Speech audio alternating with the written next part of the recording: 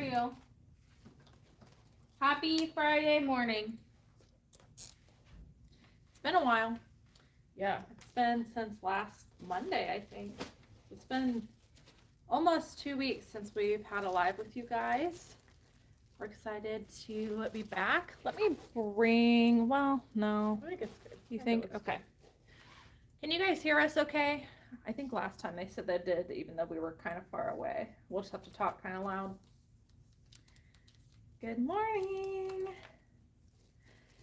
So I don't know if you guys saw the poll/post, but we are considering dropping to just one weekly live, mainly because we have like some other stuff in the works. We're doing closet and store reviews, which are going really well, but we can only do so many just because we have a lot going on.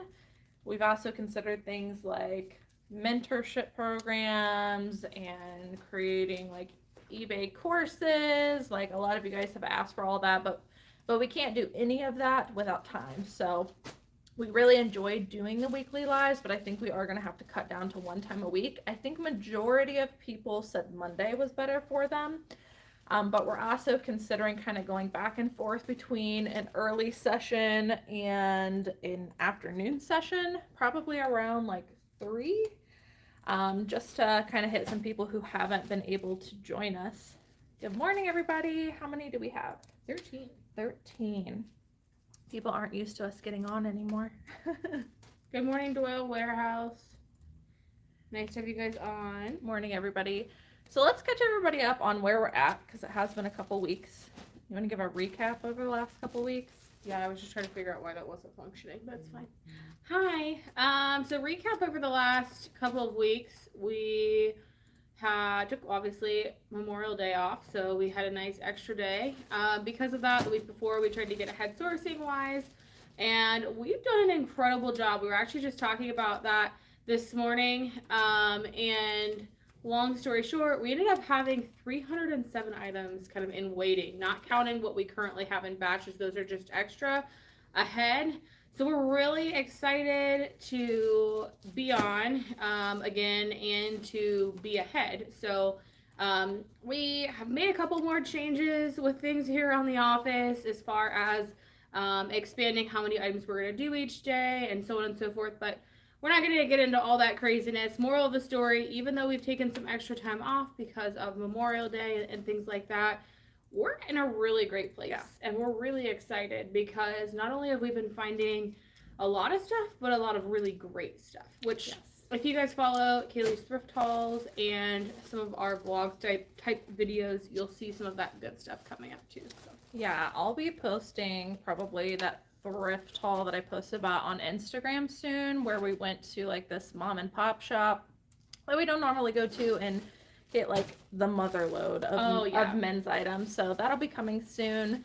Yeah, excited about it. Probably trying to get back to some more regularly scheduled content. That's another reason we're dropping to probably one live a week, as we are getting like a lot of comments saying that lives are taking over. So I still want to do lives because I think they are very helpful to everybody that gets on, but hopefully some more regularly scheduled content. I think I'm like 3 videos behind on what sold videos. So, I haven't been able to do all of that just because it all takes time, but we're in a good place now.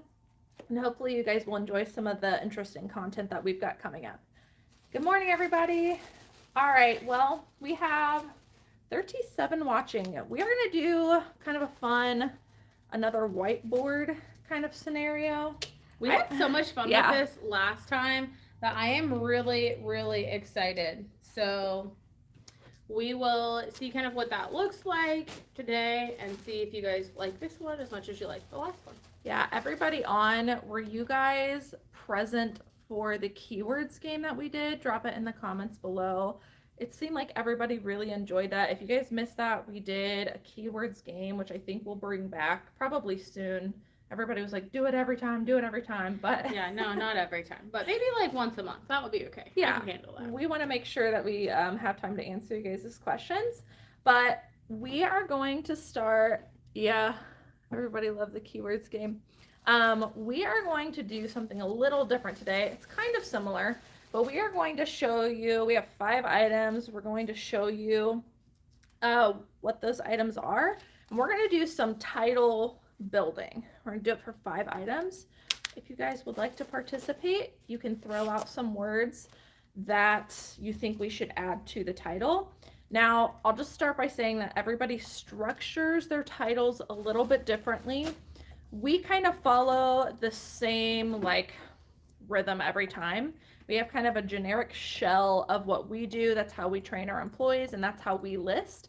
So Nikki's writing it on the board right now, kind of what our structure is. Not to say that your structure of a title is better or worse or is wrong.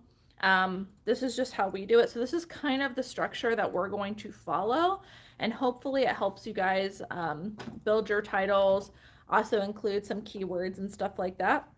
So what we're going to do is, let me go through this. So generally we start with the brand, then we move to the gender, and then we do like the item, and we try to pick the most like prominent thing about that item. She put an example of like color on there. Pattern. Yeah. You know, something that is like the biggest selling point, I guess, with what the item is, the size, and then if we have any more characters left, we fill up as many as we can with really good keywords. I've had a lot of people ask lately, as we've been like sharing the eBay store reviews and the Poshmark store reviews, okay, you run out of characters in your title, where do you put the other keywords that belong? We put them in the description if there's any that don't can't fit, but we still use them. So we try to pick our most like best prominent keywords that really applies to the item. And so we are going to try to kind of follow the structure today, but hopefully you guys are willing to participate. So we'll start with this guy. This is a Free People top. It's like a tunic top. I don't know if you can tell, but it is pretty long. It is flowy. It does have bell sleeves. Here's the back to kind of show you what it looks like. It has an open back, a halter tie at the top. So we'll start with the brand Free People. Yep, so we're going to start with the Free People brand. If you guys want to participate in this, what we'd like you to do is type out your whole title in the comment section or in the chat function. So type to us what you think it would be for the most part, or what you would use, and we'll kind of walk you through what we would do. So the first thing for us is Free People. For you guys that don't know, this is a size medium. We talk about size being important, so this is a size medium. Immense. Oh. Oh, yeah, we don't use apostrophes, sorry. No using extra characters for apostrophes. It's a lot easier on here, you just wipe it off. So this is Free People Women's. You can see it almost has like a florally. Yes, Bugsy. Absolutely. I was hoping, we actually had this conversation. I was really hoping that somebody would come across that. Let's talk about the OB numbers. That is one of the most important thing that you can do for Free People. Sometimes with Free People, you could have something that sells for like $30. You can have something that sells for $60, $100. You never know until you look up the OB number. If you guys do not know what that is, if you find the tags down here on the bottom, if you flip them up, I don't know if you'll be able to read it right here. You might have to put your hand behind it. You can see it. This is an OB number. If you type into Google Free People OB and the series of these numbers, you will find out that this is called it's plugged in, so be careful. Oh, okay. I can move it in a second. You're fine. It is called, I didn't unplug my laptop. We actually Googled this already earlier. It is called a Free People Lady Luck bell sleeve tunic top. If you actually spend time and search that item in eBay solds, sometimes you can actually find this exact same item. What we would typically do is we would search the OB number, we would find the exact name, go to eBay solds, and for pre-owned, if it was pre-owned, We would find out the comps for it, and we would look to see what keywords the highest selling ones used to see if there was consistency so that we could sell it faster. So you definitely want to make sure that you are doing that. So we got a lot of titles. Great job, guys. All right, so we have a Free People Women's size medium paisley bell sleeve top. Not bad. Wouldn't say Free People Women's kind of be unnecessary as it's obvious this is a women's piece. So thrift generation, yes and no. So obviously this is women's. It's pretty much common sense. But when you're searching those items on eBay or on any platform, most times you're filtering it to women's and then you're filtering it to Free People. But if you are just generically searching that top bar across it, you're going to want to make sure you include that so it limits it. For something like Free People, 9 times out of 10 it's going to be women's, but if you had They something don't make men's. Yeah, if you had something that was like I don't know, say Nike, where it's really versatile, you want to limit it down to the smallest amount of results, so that way yours is one of the first one that comes up. So we always include women's, and it pre-fills out a lot of your eBay boxes. So by putting all of that stuff in that title, as you finish that title and you move on, it's going to start pre-filling those things into the check boxes, drop boxes. Yeah, you guys don't, in this case, I get it. You don't have to include women's because it probably would populate. But again, we're creatures of habit, and we like doing things consistently. We like having a structure. We like doing it the same way every time so that it's spelled out and everyone on our team is doing it the exact same way. And so that's why we always have this structure, because in most cases you do want to include the gender, because for a lot of brands, they sell men's and women's, sometimes even kids. So just for that reason, we just always stick to the same title structure, and that's what we're going to do today. So, and Tommy brings up a good point that one of the most important things is phrase matching. So if you're using the same keywords that other places are using, you're typically going to pull those same results and people are going to use that. So like if I'm shopping for me, I'm probably going to, pick a brand and say, okay, Nike women's, what do I want? Sweatpants, size X, whatever. And maybe I want gray. So you want to fill out your listings the same way that somebody would typically search it. If you're a woman and you're looking for Nike pants, you're not just going to go search Nike sweatpants. You're going to go search everything. Yeah, you're going to go search Nike men's or women's, because you want to narrow down, and the size and maybe the color of what you want, because you want to get exactly what you're looking for.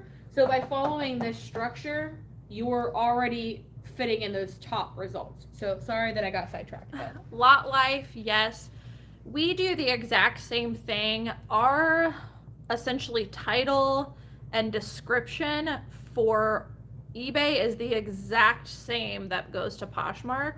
We use List Perfectly to cross post, so all of that information carries over. And since Poshmark now has, it allots the same amount of characters, both eBay and Poshmark, I think it's 80 characters. Sorry, somebody's comment got me sidetracked. So because they have the same amount of characters, we just translate that the exact same when we cross post, and we can cross post in literally seconds using List Perfectly, because again, the same information comes from eBay over to Poshmark. I talked about it kind of on a Poshmark review, but we still include, again, that gender in the title, even though, it does tell you, and we also include the size, even though it does kind of tell you on Poshmark, because it's just a double confirmation for somebody when they're searching for something. They see exactly what they're looking for multiple times. There's no question that that is the item that they're looking for. Most people aren't going to want to continue to dig into a listing to find out what the size is. Some people don't even look.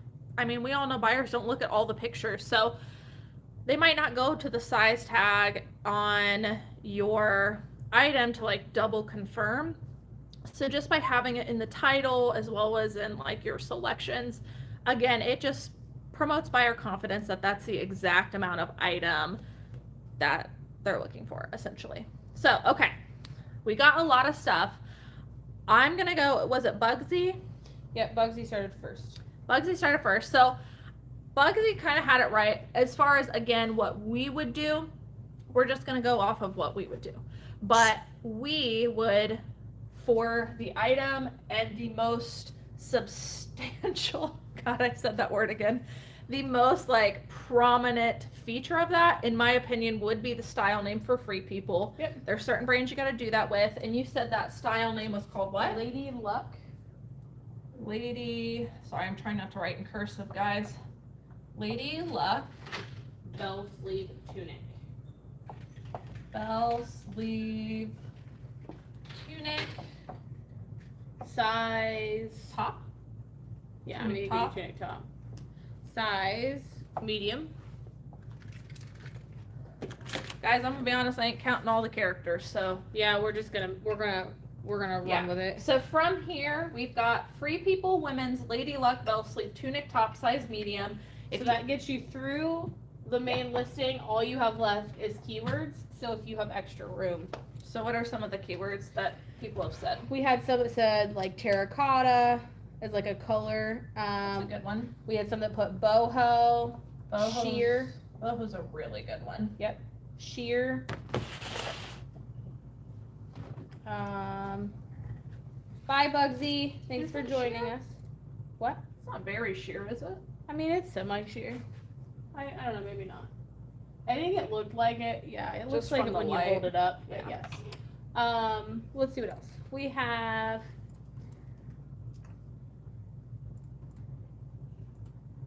exact name you searched. Floral, you could use floral. It does kind of have some Yeah. floral or like It's a paisley. good one. Some people use that. I think it has pineapples or like pine cones. I can't really tell. Lightweight. Keyhole for the back. You could do tie for the back, like the Mhm. tie neck or holder neck with the back. But that's kind of the keywords that we've seen. We do always leave out the apostrophes. We did have 2 people ask on that. We do always leave them out because otherwise, if you type your entire title, one, you're using a character. But I know somebody said that they leave it, and then if they need the character, they take it out. That's just time you have to go back to cut that out of every single listing that you do when you find that you need the extra character. We just always leave them out kind of as a habit. I'm not gonna lie, you probably will find some from like way back when that have them in there, but we've just decided we're not using them anymore. And honestly, it's just another character you have to type. And Things may have changed since we last looked this up, but we did test search results for searching with an apostrophe and searching without it. And again, things may have changed, but at the time we did it, it was still pulling up both. So for that reason, we just choose to take the extra character and leave it out. that was Same pretty thing good. with dashes and stuff like that. So yeah, great job, guys. Everybody had some really good keywords, and we'll move on to the next item. Melaire, the reason that we put the size at the end is because, again, if you think about searching, people typically are searching the brand. So I want a pair of Nike, I don't know, women's sweatpants. They search the item and then they search the size. This one was pretty long, only because Style name.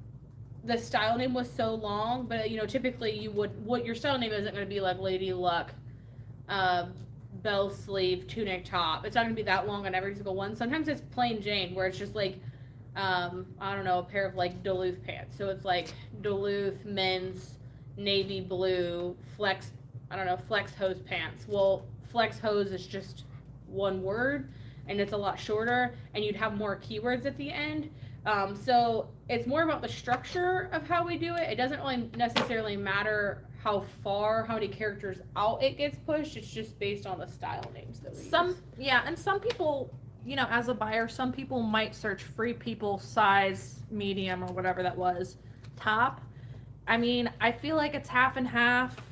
I'm not going to go into the weeds on that. Again, that's just how we choose to structure it, and it's working. So we're just going to continue doing that. If you want to put your size right after the brand or the gender, feel free to do so. Mel Air says, if you don't care about a brand as a customer, you search by the size. That's true. Again, we could go into the weeds on it.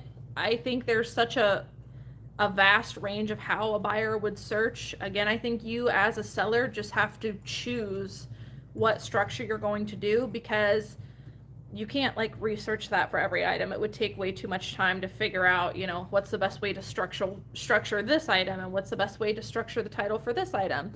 I think, just in my personal opinion, you need to choose one and just make it cohesive for everything. And again, it's working for us, so that's why we choose to do that. But great point, honestly. All right, we have next, it is this really pretty Lily Pulitzer dress.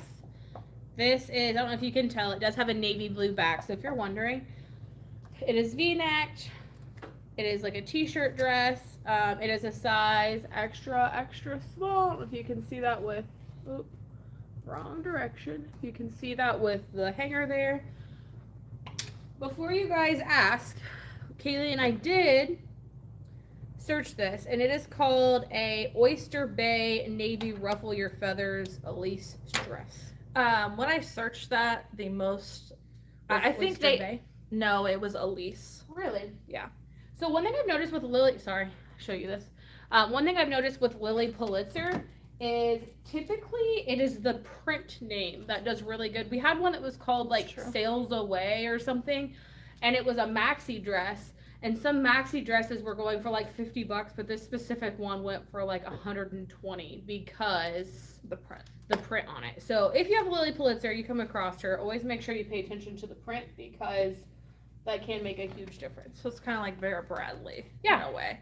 That is so cute, right? There's just things, guys, like with certain brands, you just like learn over time that works better in a title or better in a listing. And sometimes we will choose to, I guess, make a variation. But again, we're not going to search that for every item. It's just over time sometimes. Like she said, you know, a pattern is really important in this one, but maybe in a J. Crew piece, we're not going to look up the exact pattern or color of something, you know what I mean? But in Lily Pulitzer, it can be important. So, what would Meredith, we put next? We include the word size only because we do like size M rather than like spelling out like extra large or just putting XL, because it draws attention to it. Again, most people, I feel like, type size. They're not just going to put like Nike medium. They're going to put like size medium. But again, we're not going too far in the weeds. We do use it typically, but you can choose to do what you think is best. So what would you guys use it? So we have Lily Pulitzer women. Your apostrophe. Sorry. I feel like I'm writing a sentence, and normally I do. I'm sorry. Lily Pulitzer women's. What would you guys use on this? Blue floral t-shirt dress, size extra small, Oyster Bay v-neck short puff sleeve. T-shirt dress is good. T-shirt dress is good. Again, Oyster Bay would be really good if you were making sure to focus on this print. Like I said, Cayley did comp this one, and the most important word out of this was the Elise piece. How about we do this? Oyster Bay. How do you spell Elise? Aleece. Elise dress. This is how I would do it, not saying. Size extra small. Then we would have keywords. So let's talk about keywords that you could use for this dress. You could do short sleeve. These are kind of, I don't know what kind of sleeve I would call these. I wouldn't like call them a puff, but they're definitely. They're a little bit of a maybe. puff. Yeah. We could do puff sleeve. You could do V-neck. Short sleeve. Someone said t-shirt dress. Yep. T-shirt. T-shirt. Ruffle. Notice we're not including the dash. Not that it matters because there's a space here, but. You could do ruffle. Dress. You could do floral. This does kind of have like a florally pattern with the leaves. Oh, look, there's a flamingo. Do y'all see that? Look, it's a flamingo. I literally did not see that. Sorry. I got very excited about the flamingo. Yep, floral would be good. You could do Shift is a good one. shift and midi. I would call this more of like a knee length, I think. It's hard to tell. But in it's hard to video. tell from here. But yeah, you want to, one of the biggest things with dresses is talking about the length of the dress too. So maxi dresses, midi dresses typically go for more than what knee length ones or short ones do. So especially if you have a maxi or a midi, you want to make sure you always include those. The lights came on. You could do stretch if you wanted. I mean, that's a good one depending on if it's in there. You could do a color too. So we don't have technically a color in here yet. The Oyster Bay would give the color scheme away off of it. But you could, if you didn't have a actual like pattern name for a dress, do like colorful. You could do pink. You could do, always pick your most prominent color. But yeah, so let's talk about that. Let's say you've got an item, because by the way, I feel like sometimes it comes across this way that we search every style name for every item. There's really only a handful of brands that we search the style name on. Most of the time we don't even bother. Those brands would be like Free People, Lilly Pulitzer, Lululemon, and you think of some other ones? Madewell sometimes we use. Madewell, Athleta, Nike. Nike's Nike a big is one. huge because some of their stuff is really cheap. And like you're gonna sell it for $20. Sometimes we comp items by the style number and we find out that they're like $60 items. So always search Nike items, especially before you pick them up. So we only really search style names, numbers of stuff, of brands that we know where the style matters, where it's gonna add value, where it's gonna change the comps. But let's say that we don't have the style name, right? How would we title this, would you say? We'll just do it really quickly. I think some people had some that were actually pretty good that we probably would have used. If we didn't have a style name? Yes. I would probably do like Lilly Pulitzer women's pink, like short sleeve or like pink t-shirt dress, size extra, extra small. If you did t-shirt dress, maybe do short sleeve, v-neck, knee length. You could do floral still, shift. I would still keep a lot of these ending things. You just essentially, what you need to think of, I'm going to mess up your thing. If you don't have a style name, you just have to assume that like this is gone. And what I typically do if I don't have a style name is I take the most prominent thing. So like we talked about the pattern. That's what this is. So can I replace it with a color? So we'll do like pink, or you could do vivid or colorful. Can I tell you what I would do? Yeah. She just runs me over. I'm saying this because eventually we're going to talk about it. But Lilly Pulitzer and certain brands have keywords that I think people search frequently. One of those is going to be multicolor with Lilly Pulitzer. Yep. Floral is a big one. Yep. Honestly, like beach and preppy are ones I see a lot with Lilly Pulitzer. So if it were me, I would probably title it Lilly Pulitzer Women's Multicolor Floral Dress, size extra, extra small, and then have the rest of my keywords. So we pulled some today that were, ocean's really good too. We pulled some today. Vacation's another one. Summer, floral, beach. Yep, great job. Yeah. I would put flamingo too if on the dress. Yeah, that's good. Especially because, maybe a buyer doesn't know the style name, but they like know that they have one that they want that has a flamingo on it. But we pulled some today that this flamingo. We pulled some today, resort wear. That's a good one. That's really good. We pulled some today that intentionally that had the style name to see if you guys would even think to pull it, and somebody immediately was like, what's the style name? Do they have the numbers on the inside? We intentionally pulled them, but again, most of the time we're not working with style names. Most of the time we're doing, what Nikki put here as a generic and then typing it out. But I don't want you to think we're looking up the style name for every We item. don't. No, we only did those just to make it a little bit easier and kind of make sure you guys understood the importance. Here's the other thing. If we pull this dress and say, for instance, like Cayley said, this Elise here was the most important part, you don't have to use this Oyster Bay portion. Crap. Almost said a bad word. You don't have to use this Oyster Bay part. You could just do multicolor Elise dress. If you pull the style name, like sometimes you pull Free People and the style name has no effect on it. You comp it and you're like, well, what the heck? This is not helpful at all. Like there's more results without the style name. You can absolutely choose not to use this and use the comps to follow. The moral of the story is follow the comps. If this Elise here is getting you the most value, use that word. If the Oyster Bay is giving you the most value, use that word. Use whatever is going to give you the highest resale, the highest value. You don't have to use everything. All right, guys. Sorry, I got head-butted. How far are we in right now? 9:30. Okay. Do you guys want to do more? Drop it in the comments really quick. Do you guys want to do, we have like 3 more we could do. Do you guys want to do more, or do you want to move on to questions? You guys will give you a second for that, but live, style, rewind. Yes, we talked about it. Yes, we find that putting women's is important. If you have questions, you can scroll back up in the chat. But moral of the story, yes, because people typically search with the gender, the brand name, the gender, and the size. That's like as vague as I can get, but yes, we find it is important.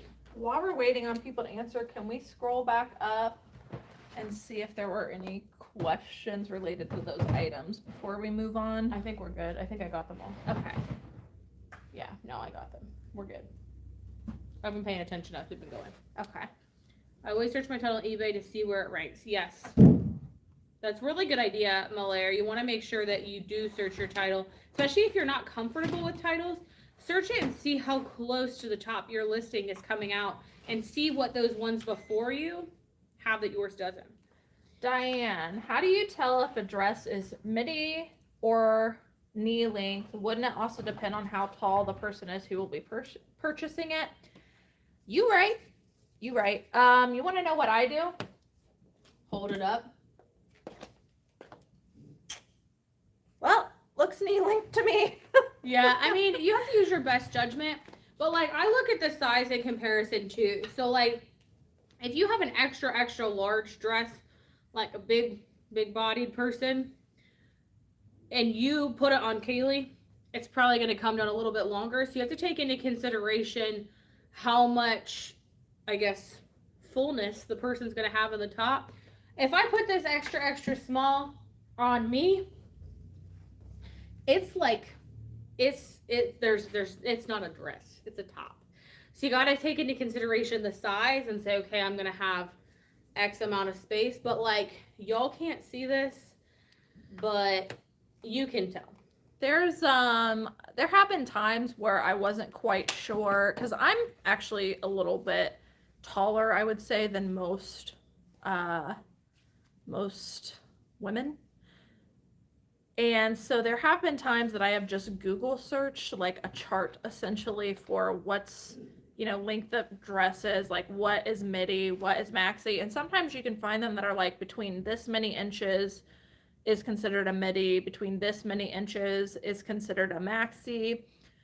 Malaire, yeah, you're right. It can be different. So maybe just Google a size chart, but most of the time I just literally hold it up to myself and figure it out from there. And Malaire, most thing you have to think about too is, and you literally just commented this, if you are somebody that, oh, sorry, I thought you were on the phone. I was like, I thought you were talking on the phone. I was like, do I need to be quiet? Sorry. I was like, oh, she's got a phone call. If you know you have a longer torso, like Cayley, if you don't know this, has a longer torso. She's actually probably like 3 inches taller than me, but my legs are like significantly longer. Look at this. I also taller. have It's also really my bun. poor posture. But yeah, this is me standing up straight. She's still like significantly taller. But you typically search, knowing you have a longer torso, you're going to search the length of the dress. You're going to specifically go to the measurements and say, okay, I know if I want this to fall mid-thigh or if I want this to fall mid-calf, this is how long I need it to be on me because you've worn other dresses. You're going to search by that. You're not just going to trust that somebody who puts knee length is legitimately knee length, because maybe it was my dress, maybe it did fit me knee length, but if Cayley has a longer torso, maybe it's going to hit her, you know, mid-thigh. So you got to kind of think about those things. I think most people would check that. Let's read that last comment because that's a great idea. I use a hook on the wall and label a sticker where knee length is that I had my daughter stand, who's 5'4". That's a really good idea. You know, that's honestly something I never thought about too, is having measurements on the wall. What if you like taped your tape measures to the wall and didn't have to do additional measurement photos. Well, I've thought about that, but the background removal gets wonky. Yeah. Yeah. That's a thought though. CC Lovelace Grace. I don't know. Fill me in more on this idea video. I need more details, but like I'm game. She said idea video, especially on a live, where people could give you great suggestions, maybe some tools or apps that they may use for reselling. I'm game. We are game for any themes for live videos. Yeah. Just give us more details. Expand on that. Um. Okay, I only saw like a couple people say yes. I didn't see anyone say no. So I guess we'll move on to, we'll do at least one more for the title building. These are men's silver jeans. You can see it there. These are Gordy style, size 34-30. I'm gonna just like write that randomly over here so y'all can remember. Oh, my jeans will be there. I'll put it down here so Cayley can write over it. Silver. We do. Silver jeans. Well, This. did we put jeans? Because what do you do? I just do silver men's. Okay, me too. I wouldn't do silver jeans, but this brings up a good point because technically this is Silver Jeans Co. I don't type Silver Jeans Co. I just put silver. I also, like if it was Duluth Trading Co., I don't put Duluth Trading Co. For REI, I typically don't put like REI Cooperation. I would put REI Co-op or just REI. And that depends on the style. So sometimes you search a style and the co-op is important. Sometimes you search it and it's not. This I would just put silver men's. So that's how we're going to start. Guys, we have like 90 people watching and only 23 thumbs up. Don't forget to give us a thumbs up, please. All right, how would you guys phrase this? Silver men's, what's next? I will also say that we've laid traps for you. We intentionally chose items that we thought might trip you up. Silver men's. You want me to tell you? I'm going to give you some hint. Oh, here we have some. Silver men's Gordy loose fit straight leg men's 34-30 medium wash. That's pretty good. Lucky finds. I would switch a couple things, but I would probably still do silver men's denim Gordy jeans size.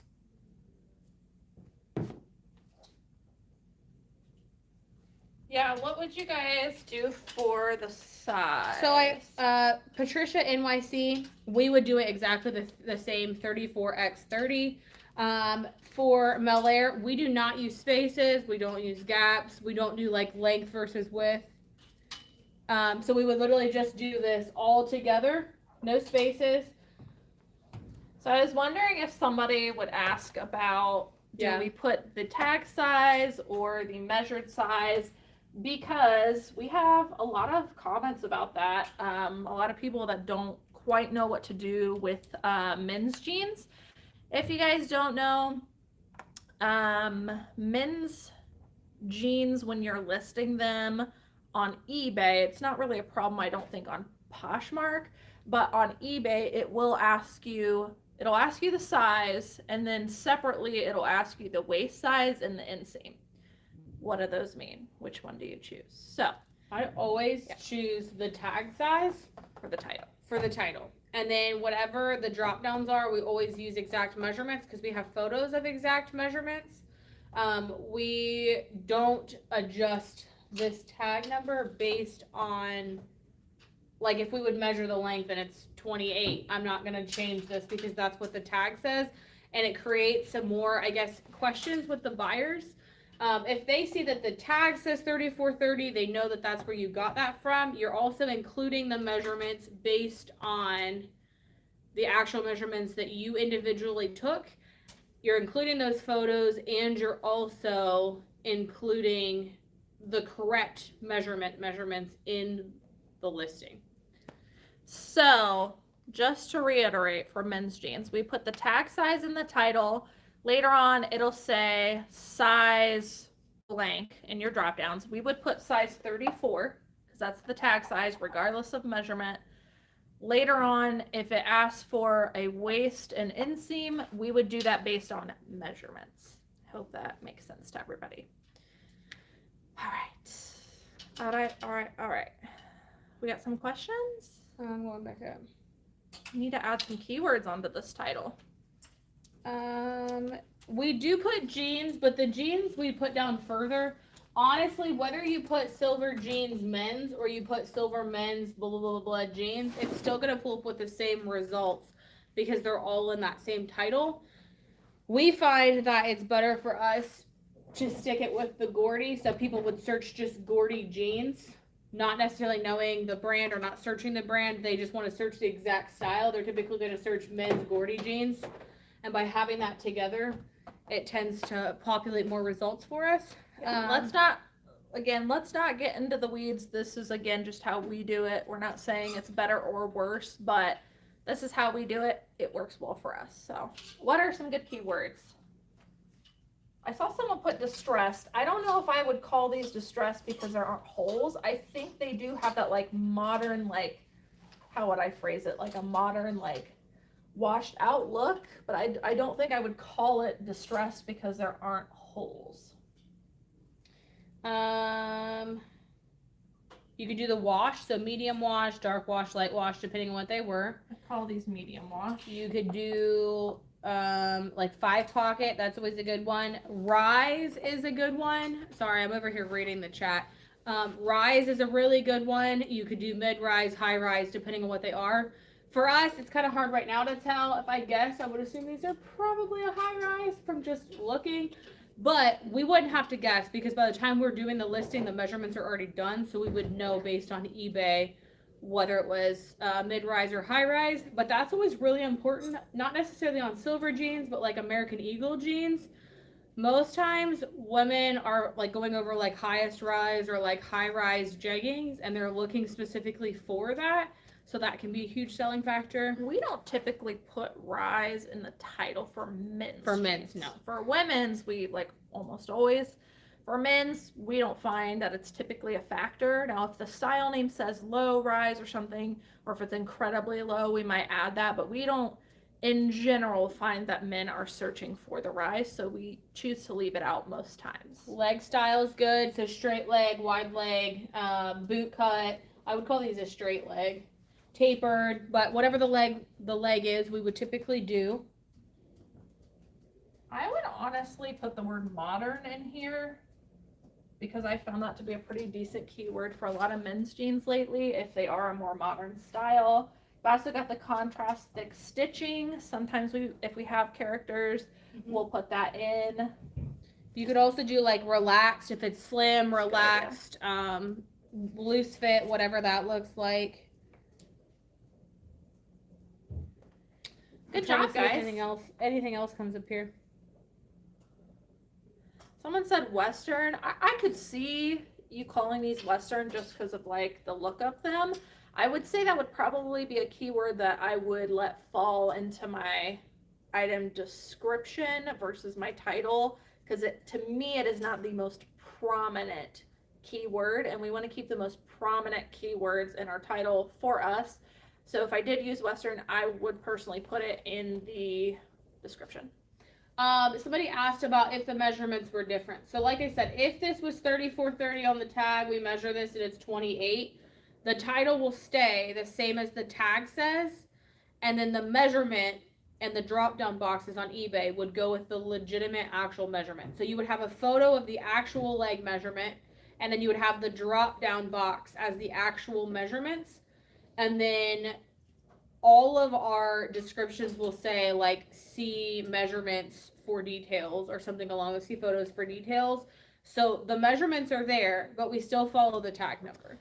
We do occasionally, not very often, but occasionally we will have a buyer message us and be like, I'm confused about this listing. You said size this in the title, but then your drop down say the waist is 36. Like the exact phrasing that we always use is we just comment with tag size says 34x30, actual measurements are waist 36 inches, inseam 28 inches or whatever. That's exactly how we phrase it. Molaire. We would do for petite. My like handwriting's horrible today. We would do size extra large petite spelled out. We would never just do like XLP or PXL. I know Posh, I think, does it with the petite first. eBay does it with the petite last. But we would always just spell it out. So if people are searching the word petite, it's actually spelled out. And somebody asked, I don't remember where it was. We do not enter not applicable and things that we don't apply. So like, I don't know, I'm trying to think of something that would ask on jeans that maybe we wouldn't use, but like sometimes it says like accents or features or whatever, character. Yeah, we don't put anything in those. If it doesn't apply, we just leave it blank and skip it and move on. Because typing stuff in sometimes can make more issues than it does help you. Someone said, I think what they were getting at was that they leave the actual like measurements blank to help with search. We personally find that including them helps only because then your buyers don't have to ask you questions. And some people do, like, you know, somebody brought up a good point earlier, like sometimes people are searching for just an item regardless of brand. So if that's the case, let's say they search, you know, men's dark wash jeans, and then they want to filter to like waist size and inseam, and they're using those drop downs, you're probably going to want to have those filled out. Maybe you've done more research than I have. I honestly haven't done research into like what it pulls up for adding those in or not, but it works for us mainly because we don't have to go back with the buyer and answer a whole lot of questions. So personally, we do fill those out, but maybe you're right. Maybe it would be better in search to leave those blank. We'd have to test that out, but it's working well for us. What about brands with vanity sizing like Chico's, yes. Torrid? That's a great question. I have it right here. I was literally getting to this. I was excited. So for anybody watching or just listening, someone asked, what do you do for vanity sizing for brands like Chico's or Torrid that have like their own sizing? Do you put the vanity size into the title? Do you put the actual size? What do you do? We'll just tell you what we do personally and what works for us. Again, not saying any way is better, but here's what we do. So one thing to think of too is like, if you have women's, when I think of a women's, I think of a 2X. If you think of men's, you typically think of 2XL. So typically, if we had a women's top that was a size 2X, I would put just 2X, not 2XL. One, you're saving a character, but most women recognize this 2X versus 2XL. Typically, the only thing in women's that are 2XL spelled out that way are things that are more like unisex, typically.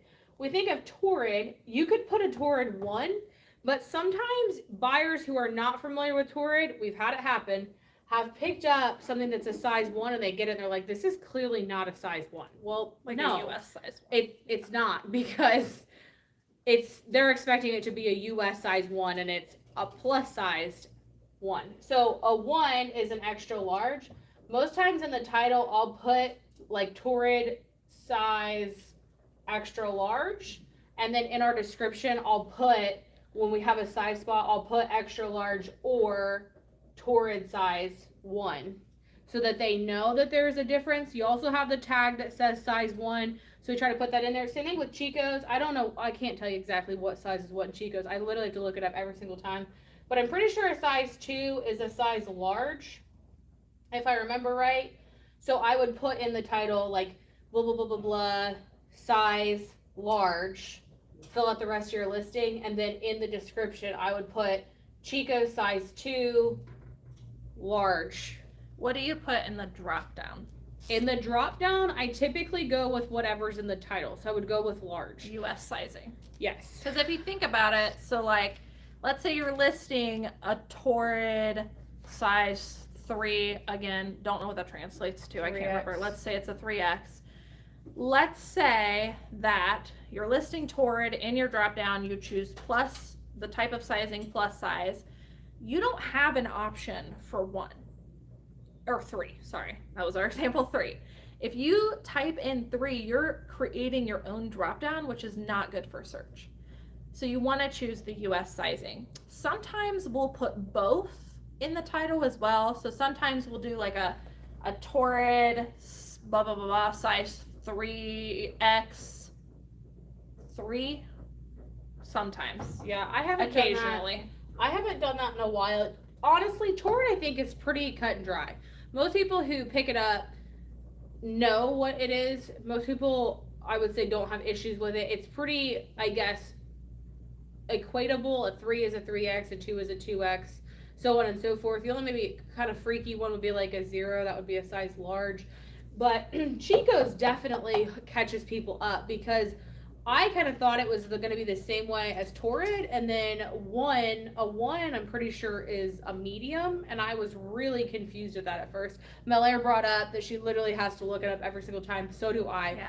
I don't know how many times I've listed a Chico's item, but I still look it up every single time. I think I have the size chart bookmarked. Yeah, probably. But I always just use this because more people, I feel like, search for basic, large, extra large, small than they do actual size numbers. But if it's a vanity sizing, we ran into Ted Baker the other day. Yeah. I searched size chart. There's no comparison. So I just went with whatever size actually said it on the item and put in the description that this is a Ted Baker vanity size 6 or 5 or whatever it was to like make sure they checked measurements, because there was no like everyday conversion for that. And sometimes you have to just let your buyer know that they need to really look at the measurements to make comparisons. Another good example of a time you should probably include both. This isn't vanity sizing, but I'm thinking about like shoes that just have European sizing. Sometimes, let's say Allegria or Dansko or something like that. Most of the time, like Allegrias just come with the European sizing. So there'll be like a size 41 for Allegria shoes. We usually put in the title size 41, and then we'll put like, I don't know what that translates to, like 10 US. Yeah. So in like a case of a shoe where you're like doing, it's not vanity, but like conversion, you might want to include both in that case. The other thing somebody just asked is if it doesn't have a size tag. So if it doesn't have a size tag at all, I would, yes, use it by measurements. So what I would do is like Lululemon. That's my number one thing I feel like we have to use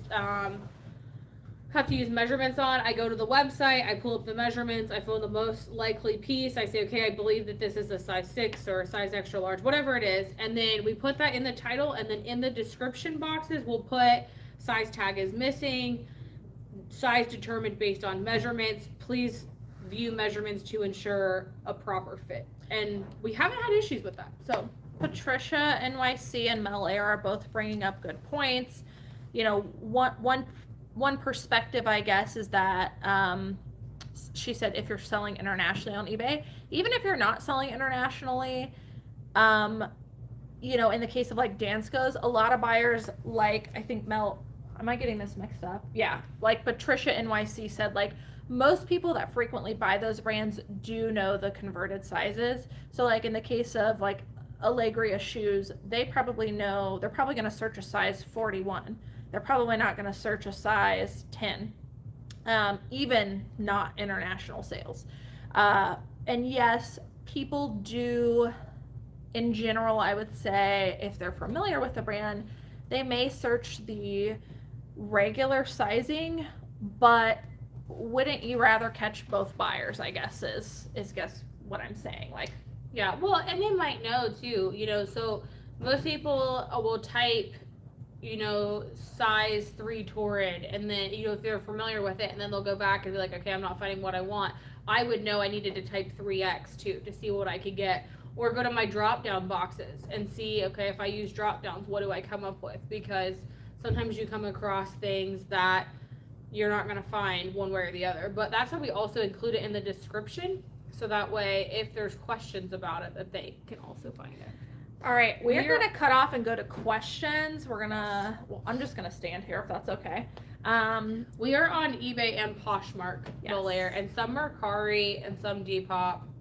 and some Etsy, but those are like little dabbles here and there of specific things. Everything we have is on eBay and Poshmark. We in general, there are rare occasions, but in general are not listing anything new on any platforms except eBay and Poshmark. Those are our like main platforms we list on every single week. Patchwork, yeah, you can use either. Either is fine. Most people, I feel like for Bergs, do typically use the size that's on the shoe. We would use both in the title just in case it was searched either way. Also, shout out to Patchwork Vintage Co. We've been able to buy some bulk buckets from her.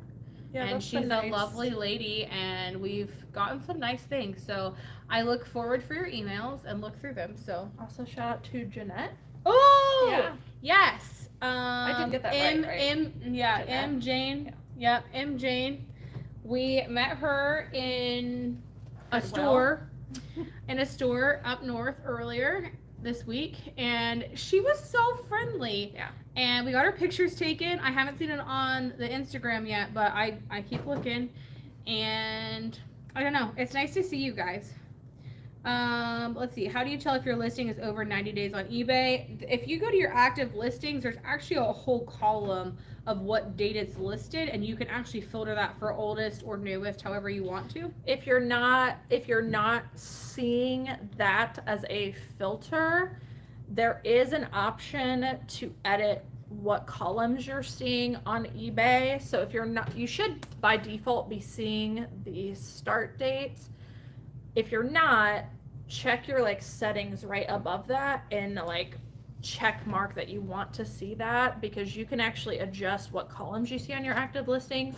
For us, we like we don't use a lot of them, so we just have like our title, our start date, our pricing, and it just makes like everything more condensed and easier to read versus seeing like everything. But you should by default be seeing the start date, and you can also click on the, what would I call that, the like title of your it's like column. It's like a little arrow, or you can click on like a little arrow next to it, and it either filters it down, descending, or up, ascending. So if you click on the start date column at the top, it can filter it to either, you know, your most recent by date, or you can click it again and it'll filter it to like your oldest. So it makes it easy. I'm actually about to do that today. We're gonna look at our oldest listings and drop some prices. So CC Lovegrace, I did not mean to skip you. I totally like meant to come back, so I'm skipping out of order. But she said she'd like to see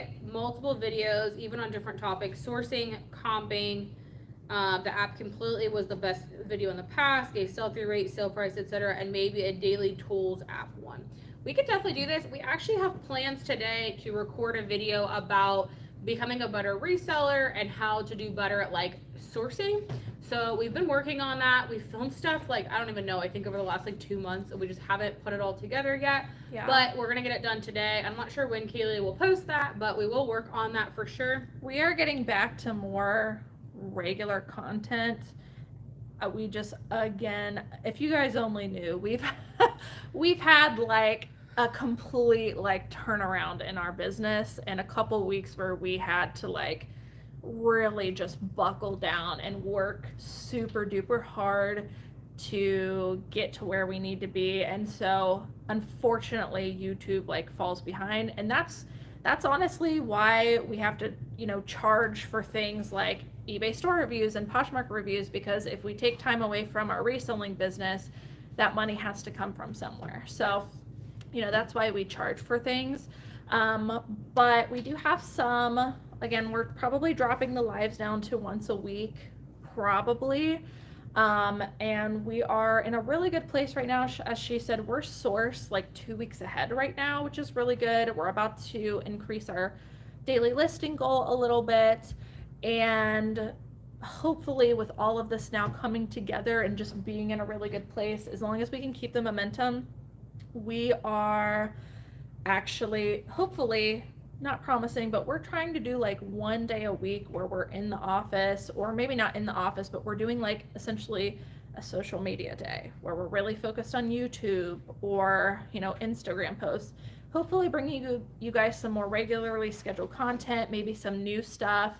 I know you guys have asked for like bookkeeping videos. You want to see like a thrifting challenge. Like these are We all want to do those. Yeah, we want so badly to do them. We just have not had the time. So yeah, keep putting those comments in with some stuff that you guys want to see. I have a whole list on my phone of videos that you guys have requested. I'm not ignoring them, just haven't been able to get to them. And feel free to always send us an email if there's something that you like really need to see, or like you would like to see a video on, things that you think other people would be interested in. Shoot us an email over to the Well Traveled email, and we can always look at getting those videos up. It helps us kind of have a running list so that they are mentally there. We can add them all to one spreadsheet, and then we're able to kind of work through those as we have time. Patricia NYC, the shoes aren't going to sell if you don't list them. So if you're not sure, list them as an unknown size, include your measurements to your best bet. But you can't sell them if you don't use them. So thank you. I love that you love the insights and tips. We do not, Miller, we do not sell lots. That's not a thing for us. We might have an occasional like bundle listed. If we found 2 items that were the exact same size, the exact same item, we might go ahead and put them together as a bundle, but that's a very odd occurrence. Thanks, Mel. Yes, everybody give us a thumbs up. We appreciate people who do, you know, give tips or buy us a coffee or whatever, but like honestly, just a free way to help our channel is by giving us likes. Thumbs up. We have 54 and 85 watching, so y'all wake up your children and give us some thumbs up. How long did it feel it took you to have consistent sales each week? I've been selling since March, sold 170 items so far. That's awesome. That is awesome. But my dad stresses me out and tells me I have too much inventory. Do not focus on how much inventory you have as a representation of what your sales are. You could have 20,000 items, and if you don't sell a single one, it doesn't make a difference. You could have 20,000 and sell 10,000.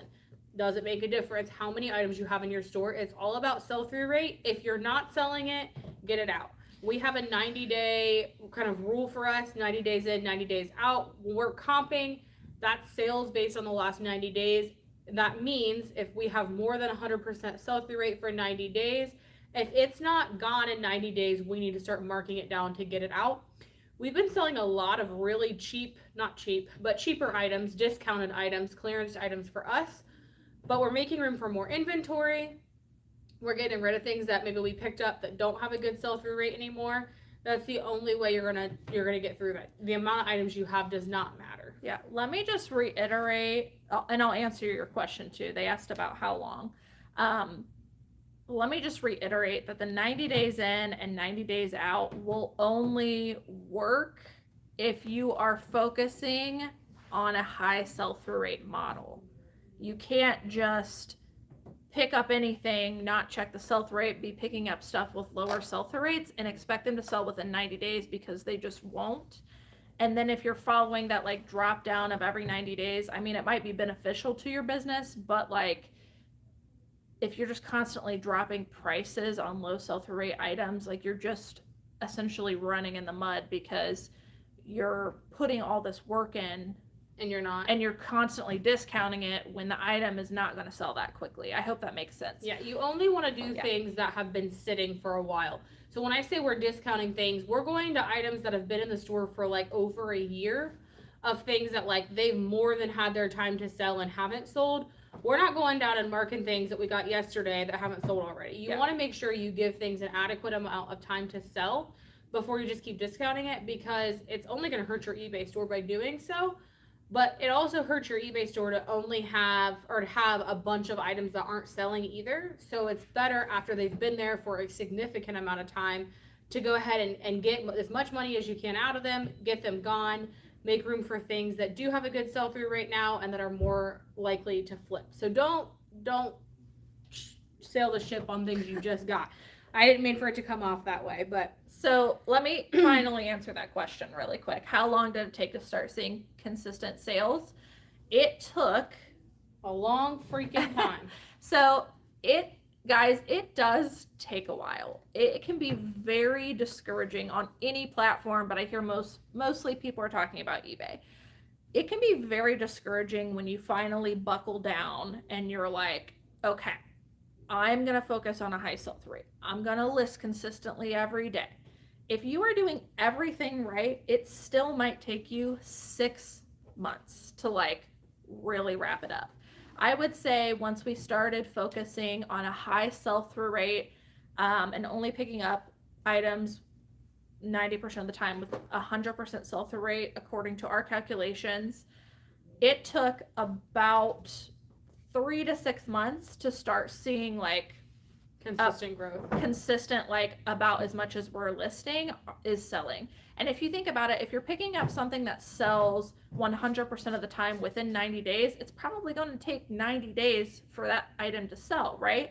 If that's like the consistent factor, then it's at least probably going to take 90 days, which is 3 months. And a lot of people just really beat themselves up because you're like, didn't sell today. Yeah, you're like, I really like put in the work this week. Like, you are going to start seeing sales, but as far as like selling the same amount that you're listing, it does take months to get there, but it is so worth it if you keep with it. I don't know if you guys just saw the video I just dropped, that interview with my sister, where, you know, it even says in the title, like, it took 8 months of her doing a complete turnaround to double her sales and have consistent sales every single day. It took her 8 months of consistent, very hard work. If you haven't watched that, you know, for the people that are asking that, go back and watch that video. I'm sure it'll be very motivating for you. She gives some tips and tricks on how she got consistent and kind of worked through that process of waiting on that steady growth. But it does, guys, it takes a long time, but if you stick with it, it is so rewarding, and eventually you'll get like rolling consistent listings. But definitely can't see consistent sales without listing consistently either. Patchwork, I heard that you sent an email, but I won't lie, I haven't looked at it yet. I do have time today. I'm in the office today, so I will look over it and reach back out to you briefly. Yo girl, whatever. I'm sorry, I can't even pronounce that. Yo girl. Thanks for being here. Thanks for being here. I'm glad that you're a fan and that you love the videos. If you have a pair of Doc Martens and cannot remove the permanent marker, we typically use like Clorox wipes, sometimes takes them off. Sometimes you can use a shoe cleaner. Magic erasers, I hear, work. If you've tried everything, it doesn't come off, a good old Sharpie. We just draw over them sometimes and call it good. If they can't see the price, who cares if they know that it was pre-owned? It is what it is. It's the bottom of the shoe. It's the bottom of the shoe. You can always just mark it off, but just make sure you take a picture of the bottom of the shoe if you do that, because, which you should be doing anyways, but like, make sure it's clear. Don't try to hide it. If you have to Sharpie over it. Yeah, if you have to Sharpie the price out, just make sure you're taking a picture clearly of what the bottom of the shoe is going to look like when they get it. But honestly, like, if we're like working at the bottom of a shoe and the price ain't coming off, like, we're not going to waste a bunch of time on it. We just Sharpie it out. Yeah. Malaire, like I said, we don't do lots. Lots are essentially pretty similar to listing a regular listing, other than you have obviously multiples. But essentially the listing idea would be about the same. I would recommend looking into other lots to see, of like similar items, to see the sold, which ones are sold, and kind of what keywords that they're using or what's drawing them in. But again, that's not something we're super familiar with. Yeah. So I would definitely look into that and do some research. We don't want to give advice on stuff that we're not confident in, and we're definitely not confident in lots or bundles.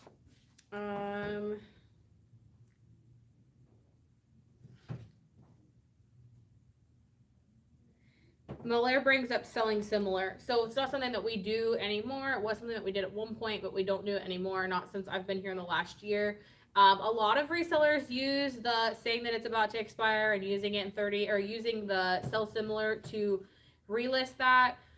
We do not use that function. We just let it go, sit for the 90 days, and then once it hits that 90-day point, Cayley goes in like once a month and will drop things by a percentage after they've gone beyond our 90-day selling window. But a lot of resellers do use the sell similar option, and if that's what you think works for you, you can surely try it. Are they talking about ending and sell similar, or are they talking about listing? No, ending and sell similar. Yep. Patricia, thank you. Thanks for all the great info. I picked up 2 designer polos this week, Versace and Valentino. The Versace has a CLG, but how would you confirm the Valentino is authentic cheaply? Use Grailed? Is that what you use? Sometimes she uses Grailed. Yeah, I mean, ultimately, I'm just going to be honest with what we would do, but just like to be honest with you, I get very nervous selling designer items. So I usually opt to send them to the Real Real or ThreadUp and I let them sell it, to be honest with you. If it's something that we're like, that we do want to sell, but we're kind of nervous about, we'll usually only list it on Poshmark just so we don't risk our eBay store getting shut down. And then, as she said, sometimes you can use other authentication sites. I'm not super familiar with everything, but there have been times where, like, I listed something on Grailed over a certain amount, they will give you like an authentication, like certificate kind of thing almost. We've used that in the past. Mercari, I know our friend Danny has talked a couple times, like over a certain amount, Mercari will authenticate for you. But I mean, even these other platforms, like even the Real World sometimes gets it wrong, guys. So like, to me, we personally are not formally, I don't feel confident enough to give you information about authenticating something because I'm just not confident in it. I'm sorry, that's a terrible answer. But we usually send it off because I just don't know. Miller, you're so great. Thank you. I'm glad that you found this valuable and you found it gold. Obviously, we do this for free to help you guys. We do appreciate the thumbs up because that is a free way to help the channel. We always have the buy me coffees if you decide you want to, or there are super chats if you decide that works out for you too. But again, nobody needs to by any means, but I'm glad you thought it was gold and that you wish you had a way to pay us. But hopefully, I keep trying to talk Cayley into some mentorship things. I'd like to do some like one-on-one Zooms at some point, but that's going to be like if we can get like one day a week completely free. We could do some like sessions to spend time with you guys one-on-one and answer questions one-on-one and go over your stores kind of one-on-one with you, but we're not there yet. I've also maybe thought about eventually some group mentorship sessions. Group accountability sessions. We've thought about that too, but we haven't worked out the deets on that yet. If you guys don't know, we're probably expanding again soonish. When I say soonish, I mean end of summer. We're probably going to be hiring somebody else additionally, just because we're growing really quickly and our new girl is like top notch. So phenomenal. You might see some more growth coming from that. But again, growth comes with growing pains. So we're trying to make sure we can commit before we 100% do any of those things.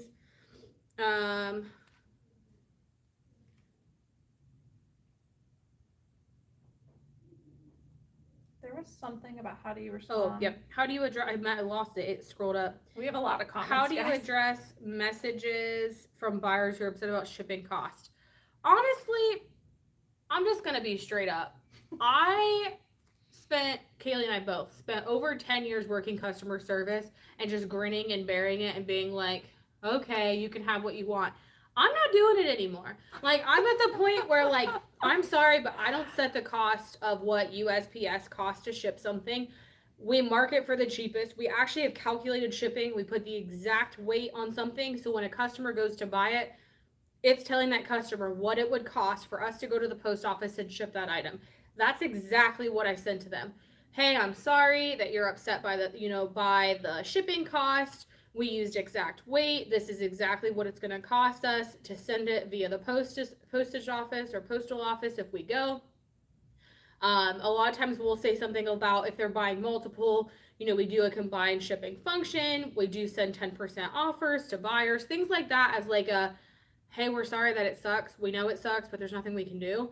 And I'm just very straightforward with that because you can't afford to discount shipping for every single person because they don't like it. Ultimately, you're paying to ship things. If you're shipping via eBay and you have like the bulk function, yes, you do get a discount sometimes on those shippings depending on what plan you have and so on and so forth. But a lot of, especially new resellers, that's what it's costing you to send the package. Why would you discount your stuff and cost yourself money? You're driving to get the item, you're purchasing the item, you're photoing it, you're listing it, you're washing it or packaging it or whatever you need to do to get it ready. And then you're giving them shipping for either free or a discount and you're costing yourself more money on that. So stick to your guns. It sucks if they don't like the shipping, but you do not make the prices. feel free to stand your ground. This is your store. Do it politely, but this is your store. Be respectful, but don't sell yourself short either. I would just, one tip I would say too is like, and this is just for anything that, a response that you have to consistently send to your buyers. What do we do, Nikki? We have a cheat sheet. We actually have a Google Drive, like a Google Doc, that we have a bunch of situations listed on. So like maybe we go to ship an item, we don't have it. We have a copy and paste spot we can put in. We have a customer that doesn't want shipping, you know, or doesn't want to pay shipping. We have something we can send to them. We have a customer that wants to offer us $5 for an item that's $200. We have one for that too. Because you're saving time by not typing the exact same thing out every single time. We just open the doc, grab it all, change what we need to change, sign our names, and call it good. Yeah, it's literally called the eBay copy and paste sheet.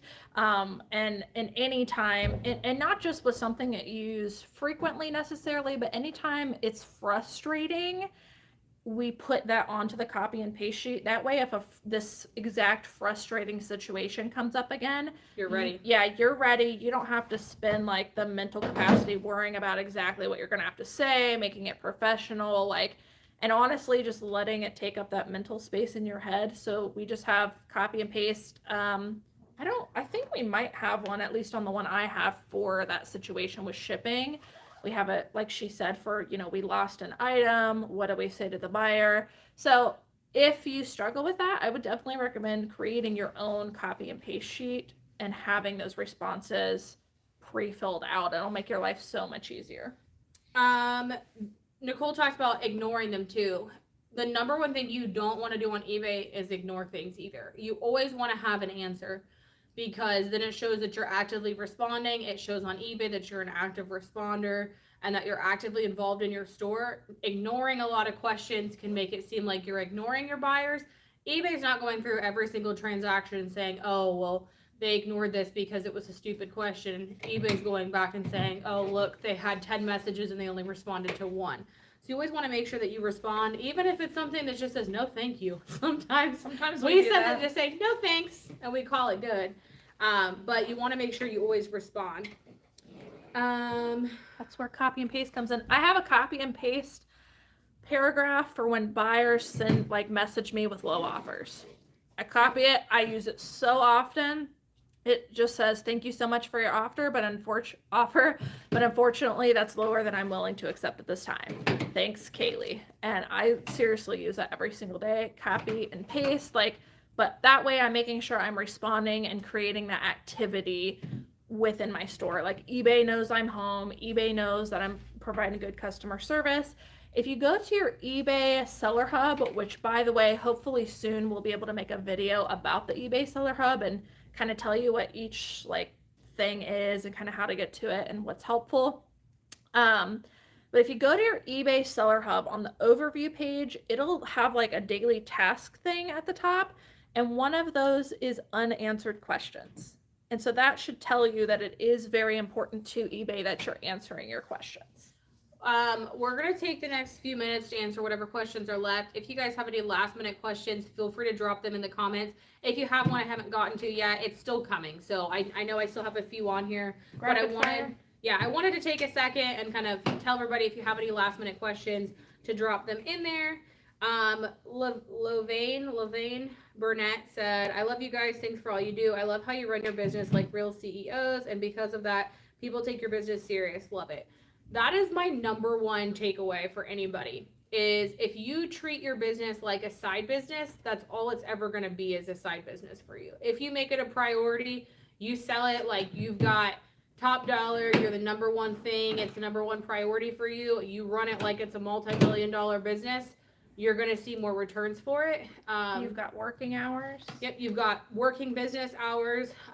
Cayley and I have mentioned multiple times, we actually both came from a very corporate structured world, and we've lost a lot of that. There are a lot of things we hated about it. We hated that, you couldn't be home when you were home. We hated the extra stress. I can't tell you how many times I was drug out of bed at midnight to go in and handle a situation because that's what I was expected to do. I can't tell you how great it is to know that when I go to bed at night, I'm staying in bed. But that being said, there's a lot of things from corporate structure you don't want to lose. You want to keep a lot of that heavily focused atmosphere. These are our working hours. When I step into this room, into this office at this time, I know that I have to hustle from the moment that I get here and hustle till the moment that I go home. Not going to say there's never exceptions to that. Sometimes I like to go to the spa with my mom, or Cayley has extra things that she likes to go do. But at the end of the day, one of the most important things is that you take your business serious. Not saying you can't have days where you splurge and you go do things that you want to do to reward yourself. You'll hear us talk about going out and getting margs sometimes for fun, or taking our new girl for lunch to celebrate how successful she is. You have to have fun in your business. You have to be flexible in your business. You need to reward yourselves and reward your team when they do top-notch things, but you also have to be very business-minded as well. So be dedicated. Treat it like it's a multi-million-dollar, brick and mortar store, but also make sure that you're still rewarding yourself for the great things that you're doing.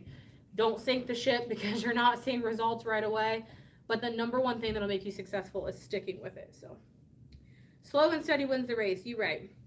It hasn't felt slow and steady. I know, right? Yeah, Malaire, I was really confused for a second because I kept seeing comments and I was like, this has nothing to do with what we're talking about. And then I realized it was a response to Nicole. So I do appreciate you guys helping each other in the comments. Yeah. That's one of my favorite things, is watching you guys kind of create relationships in the chat and really help each other out. Makes us really happy. We actually ended up talking about it after the lives, that it's nice we have a support system. I'd like to create some sort of group with all of y'all. I don't know if you guys are on like Facebook. Y'all have to let us know in the comments after this post. Don't commit us to a Facebook I'm not group committing yet. you to anything, but I think that's something that I could do, that I could probably create like a Facebook group. I'm not saying I'm going to like have a theme of every day, but I think it would have, be a good place that you guys can ask each other questions. We could respond, well, me, because I guess I dedicated myself. She already cut herself out. But, like when I have time, I could jump in and ask questions. We could share memes, things like that with each other, and kind of more like accountability things. I'm not going to say I'm going to be like overly lively in it. If y'all have seen my TikTok, it's been a disaster because I have had no time. But that being said, I think it would be fun to have a spot where like you guys could talk to each other too, or like some sort of group function where you guys could send each other things. I'm not up on all the social media things, but I'll try to figure it out. Discord, yeah. I see a lot of mixed things on Facebook groups. The thing about Facebook groups, it's a great, like, if you get the right people in it, yeah, can be absolutely amazing. Well, I'll be an admin and kick out all the rude people. Yeah, it might be something that like maybe only people, like if we do a mentorship group, that only people in that mentorship group can get in, because I've essentially wiped out like all my Facebook reselling groups. I've gotten out of all of them except for one, and it's because like it's so much drama. Like a lot of people use it to complain, and it's it's supposed to be a productive, like positive place, and it's really hard to monitor that. Like, I'm not talking about that. I'm talking about places where you guys can ask each other legitimate questions, and like, I don't know, it would have to be very strict of, no complaining, no being rude to each other, no hating on each other. It'd be like being another full-time parent to however many people get in there. But I definitely think that we would need something. We would need some sort of way to all interact with each other that wouldn't necessarily be timed, that we would have to have it at the same time. I'll do some thinking. We'll get back when we come back. The Facebook comments are cracking me up. Okay, guys. I'm freaking old school here. Facebook is like the only thing I'm comfortable with, and I didn't even get it until I was like 22. So let me say that Facebook, I'm on Facebook. I'm not on it very often. It is a lot of drama, but any kind of social media can be toxic. But also any kind of social media can be super beneficial in a business form. Yes. I think Nikki would be absolutely fantastic at running a Facebook group. Listen, I run my children like military camp. I promise you. We will kick out all the whiners. You can delete yourself at any point if you're not interested. You would have to be like approved by me personally before you could come join our company. And if you suck, you go. Sorry. Like, It sucks for you, but either if you complain, you're gone. I don't know. Y'all are really making me regret my decision of trying to volunteer to help y'all, so I might just say no. Y'all are cracking me up. MySpace, I loved MySpace. Oh my god, no, that crap was hard. You had to code stuff. It was and you amazing. had pick. No. Okay. You got to pick your top friends, and everybody would fight over Hey, remember it. last time you talked about things personal to you? Then it was like a 3-week adventure. Okay, yeah. Let's move on. No more MySpace. We're cutting it off. No more Facebook. No more social media. We're just going to live in our own little box over here by the whiteboard. Welcome, Connor. We are not talking about selling in lots or selling for other people. We did buy a bulk lot from a friend on here, Miss Patchwork, but I'm not going to say we're going to do that for everybody. We specifically went through the items that she had available and looked to see what we would want, and we came to like a settling price. If you had something that like you had a bunch of stuff, you could always send us an email. We would look at potentially buying some of those, but we would have to get it for decently cheap for us to be able to like cover shipping and things. And that's a very case-by-case basis. We'd have to actually go through every single item. So yeah, and that's very specific. We are absolutely not, I repeat, absolutely not looking for liquidation new tags items. No. The only thing that we would probably consider purchasing are like one-off items, essentially, items that were thrifted. Yes. We do not have any interest whatsoever in like a liquidation kind of thing. Luxury high-end scares me too. Thread up, yeah, is always a good option. Thank you for the knowledge. You're welcome. I would sign up if you did one-on-one. One-on-one. Well, eventually, I think we will get there. I can't commit to a time frame of when that will happen. That is the goal. Like I said, we're planning on trying to get our new girl a helper to help with things at the office and also help us source some, which would be good because then we'd be able to take some more time. But we're probably not hiring till like August, September time frame. So we're definitely not looking in the next couple months. We've got a lot of things we've got to get worked through and really come up with more job descriptions for this person and get things really kinks worked out. But yes, eventually I will commit eventually to doing them. We just started Poshmark and eBay reviews. Those have been going really well, but honestly, I've only been able to I've got one pending that we're doing today. I actually am recruiting Nikki to help me with them because it's been a lot. But we've been enjoying doing them, but we would obviously like to offer more because you guys have asked for it and you said it would be helpful. So we are talking about it actively. I will tell you that. We spend most days in the car really having conversations about how we can give back to you guys extra and kind of give you guys opportunities to grow your business as well. Thanks, Patchwork. It is crazy how fast stuff's growing. Like, if you'd asked me 2 months ago, I would have told you I thought it was going to burn and I was scared. And then I'm not even kidding you. I feel like all the puzzle pieces in my life just aligned and we got hands down one of the best helpers in the entire world. And she's definitely changing business for us. And we're really excited about it. So we also just have become so much more super efficient.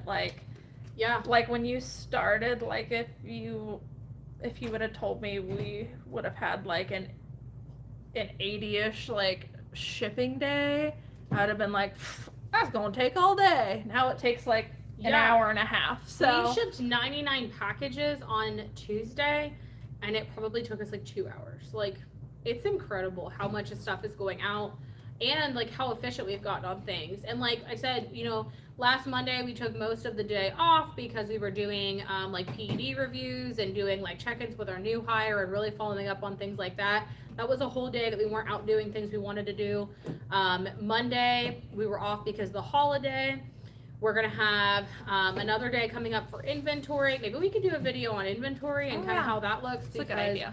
I'll be teaching her how to do inventory. Maybe I can do a video for you guys on how we do that process since I'll be walking our new hire through it. But moral of the story, we've actually had time to take time to do other things that need to be done without setting the business back. Before we would have been struggling ahead of time. So yes, Mel, I'm sorry if I'm skipping questions, but yes, Mel, we only work 8 hours a day. I'm not gonna lie and say there's some days that we don't like go home and handle things on our phones at home, and then there's also some days where like we take an extra long lunch or we, go do Take things. a day off. But in general, I would say that we work about 8 hours a day, 5 days a week, and we're off on weekends. CC Lovelace Grace. I love seeing your comments here too. That makes my heart happy. I'm glad that we're your muses and we appreciate you being here. Okay, we're gonna rapid fire because I noticed like a bunch of people have left, probably because we're at the hour and a half mark. So let's rapid fire through these questions. We don't have many left. Okay, we got a lot to do today. We are glad that you found the channel after only 3 months and that it's early in your channel or early in your journey as well. Hopefully we can help. Yay. Sometimes buyers buy things they know. Sometimes buyers think they know better about shipping. Someone tried telling me that an item under 1 pound didn't need to go first class. It doesn't have to go first class under a pound. It can. You could always upgrade it to priority, but it's going to cost more. So if they're looking at buying priority on something, I mean, you'd have to look at how much they paid for shipping versus just to first class. Touch on that really quick, just quickly for the other side of that. Sometimes you might want to actually go back and look and make sure that you don't have something incorrect in your listing. I'll give you a really quick example because we do usually look at, buyer says, oh my gosh, like this is so much shipping. The first thing we do is go into the listing and make sure. Is this correct? Most of the time, like let's say you're doing a calculated by weight and distance, calculated shipping. Let's say you got a pair of jeans and they weigh a pound, 8 ounces. I'm just throwing numbers out there. But let's say they're going to California, right? That might cost the buyer $12 to $13, where because you chose that calculated priority, and you could have chosen a priority padded flat rate, which is about $8 to $9 for the buyer, $8.65 for the buyer. That is a huge difference depending on where they live. So you might want to go back and yes, we do absolutely have buyers that think they know more about it. But again, that's where that pre-populated response comes in. Sorry, we don't set shipping prices. It is what it is. But definitely do on the other side of that, go back before you respond to them and just, say, or just do your due diligence and say, could this go in a padded flat rate? Could this go in a medium flat rate box? Could we actually make it cheaper for the buyer? I got really sidetracked. Hold on. Any tutorials on Etsy? We do not currently have one on Etsy, but maybe that's something we could do if we dabble into it more. We only have like very few select things on there, but we could put that on the list of things. A Chrome extension that I use for my frequently used responses to customers and descriptions. Right click, pick the item, and done to opening up a document fast and easy. That's a great idea. Great. Use text replacement. If you have an iPhone, I use this every day also. Good. Awesome. Yes, I take this so serious. Now, if I could just sit down and be consistent and motivated, I struggle. I do so good. Then life happens. I get back on track. Life happens again. If you only knew how much our lives have been disasters lately, like you would have no idea. But my signature line is stay the course. It's the only thing that you can do when things are kind of blowing up. And for me, I find that if my personal life is a disaster, then I really try to focus on work life, so that I get more things done and I feel like I'm accomplishing something. Same thing in reverse. If I feel like work is a disaster, then I try to work on things at home so that you have something that you feel successful about. So don't let life take you down. Also, like, if you're struggling with being consistent and life constantly happening, buckle down 1 or 2 days and get a draft bank.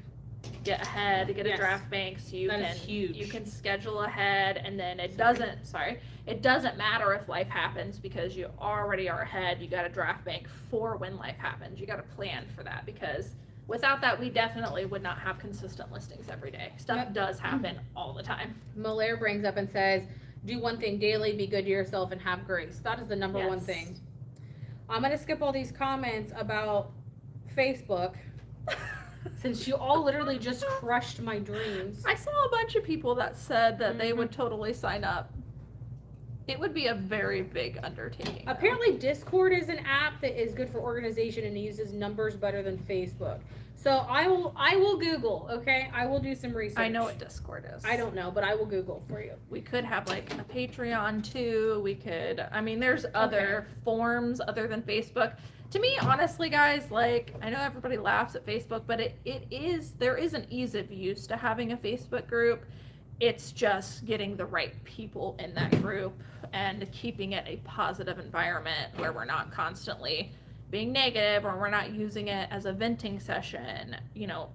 And unfortunately, I would feel awful to have to, like, kick people out or, like, hound someone for being negative. Like, I don't want to be a hall monitor. It's like being a parent for 10,000 YouTubers. That's what we already deal with that on YouTube sometimes with the comments we get, so I don't know. Yes, we only work 8 hours a day, Monday through Friday, 8 to 4, unless we want to go drink margaritas or go to the spa. Then sometimes we work less. Or we have appointments or things, but whatever. Yeah. I work from home sometimes too, so it's fine. I'm trying to be better about time. I wish you guys much success. Thank you. Our live schedule right now was Mondays and Fridays it's supposed to be 9 to 9:30, but that never happens. We'll probably switch to one day. It sounds like people wanted Mondays, so we'll probably do Mondays at the same time. If we decide to switch up for like an afternoon, we'll let you guys know. If you subscribe to the channel, it will pop up. Normally, if we have a live coming a few days before, we'll go ahead and put that we're scheduling a live for X amount of time. That would tell you ahead of time, so I'd make sure that you subscribe. But yes, generally to be Mondays at 9. We could make the lives exclusives for Patreon. Yeah. And I don't know that we would do that for like every live. We do want to at least have like one free live essentially, but we have thought about doing essentially an exclusive group of some sort, whether that's a live or it's a Zoom meeting or something where it is exclusive to members only for people who, I guess, want to go that extra level, that aren't beginners, that want like that extra step where we're going into the weeds on some things, you know? Yeah. Yeah. Yes, I think we're going to move to Mondays at 9. We did Friday today because we were already off on Monday. This week it had been so long, and with Memorial Day we obviously weren't here. We'll for sure be back this Monday at 9, so if you want to join us, come then. We can give you more details about what that looks like. Cayley and I will obviously have a more in-depth conversation about grouping and how that would work and what platform to use, and I will commit to something. I don't know what it is yet. Give me a couple weeks to learn it first, because clearly Facebook is not an option, and we will figure out what that looks like, and I'll try to get it up for you guys and get that kind of up and functioning. But that's probably going to take me at least a few weeks, if not a little bit longer. Hey, Joe. Hi, Joe. Thanks for joining us. We're about to get off, unfortunately. Miranda, that is true. There is an option on YouTube for like a paid subscription. I don't know how that works yet. That is also something we've kind of been looking into. Again, we don't quite know how that works yet, and we want to make sure it's beneficial for a majority of people. We want to make sure we have the time for it, because we would definitely have to probably schedule that, and we just don't want to commit to something that especially if it's costing you money, you know. Like the last thing I want to do is have you guys subscribe to something and may not be able to be as consistent at first as what I'd like to be. Obviously that's the goal, and I think we're really close to getting there. If you guys, I'm just gonna show you this. Look at this. Don't judge how crappy our office is, but look at this death pile. Like, it's all new, so it's not technically a death pile. Like, last couple of weeks we got it. Oh, sorry. That's like super shaky. But like that entire section up there is literally almost 400 items of just stuff we've picked up like this week. There's even more on the floor. You just can't see it. But it's definitely things that like we're in a really good spot, so we're gonna hopefully get through a lot of that stuff, and I think probably pretty soon we can do that. So all right, guys. Yeah, thank you guys for all the suggestions too. We want to know what you guys think as far as paid content that you want to see, or paid memberships. Like, obviously we want to do what's beneficial. If you're going to pay for it, we want to make sure it's worth it. So yeah, look at the money pile. Yeah, to us, like, it is a money pile. Yeah, to us it's not, we don't look at it as a death pile. We look at it as, wow, we like got 2 weeks ahead. Like, we're good. That'll go so fast if we don't keep up with it. So yeah. All right. That's This it. has been, we are an hour and 40 minutes in. It's the longest one we've done. We appreciate you guys getting on, joining us. 72 people and 72 likes. I feel pretty good about it. Perfect time. We're glad you guys got on. It looks like we had some new people this week, so it's great to have you guys on and joining us. If you guys have questions, feel free to reach out to us at the welltraveled@gmail.com email address. Yeah, it's in the description. And we'll try to answer some questions for you. And hopefully by Monday I have a better plan of what I'm doing with this in-person stuff. But we'll see. All right, guys. Everybody Bye, have Hannah. a good week. See you guys later.